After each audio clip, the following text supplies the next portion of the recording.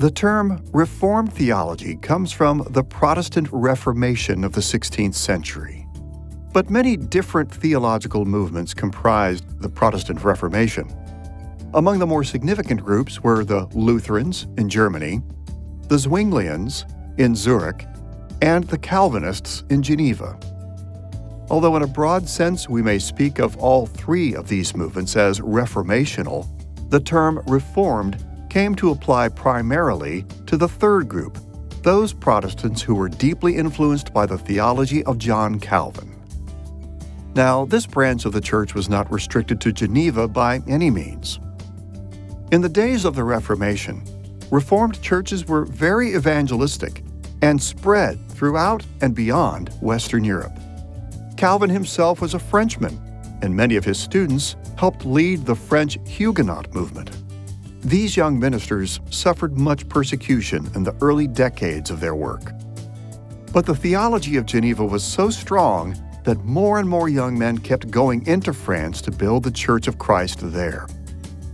The Reformed movement continued to grow throughout Europe, in Germany, France, Belgium, Holland, Hungary, and other nations. Churches sprang up by the thousands. Several high points of the early continental Reformed theology should be mentioned. For instance, the Belgic Confession in 1561 and the Heidelberg Catechism in 1563 have great significance in the Reformed branch of the Church. These were some of the earliest presentations of the theological system taught in Geneva.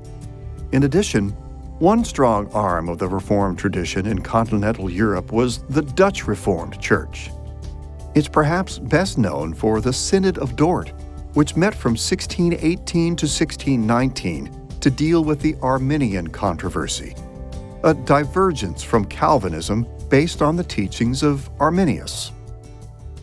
One of the earliest catechisms of the Reformed branch of the Church is the Heidelberg Catechism, and I just love that catechism because it reveals something about Reformed theology that often isn't emphasized. Reformed theology is sometimes considered a highly doctrinal set of beliefs and really not concerned with practical life and the daily experience of Christians.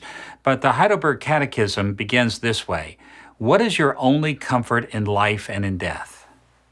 What is your only comfort in life and in death? Now you have to know that when that catechism was written, it was written in a context where Reformed Christians were being persecuted.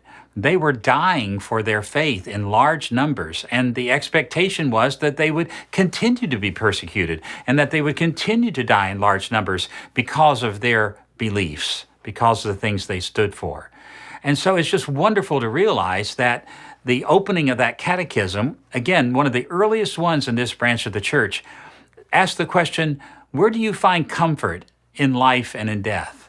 And of course, the answer is in Jesus and in the fact that the Father knows even the hairs on your head and that nothing can happen to you apart from His care and His providence over your life. But it's a wonderful thing to realize that, at least in its earliest phases, and then even true later on, that this branch of the church was very much concerned with orthopathos, or the role of emotions in our faith.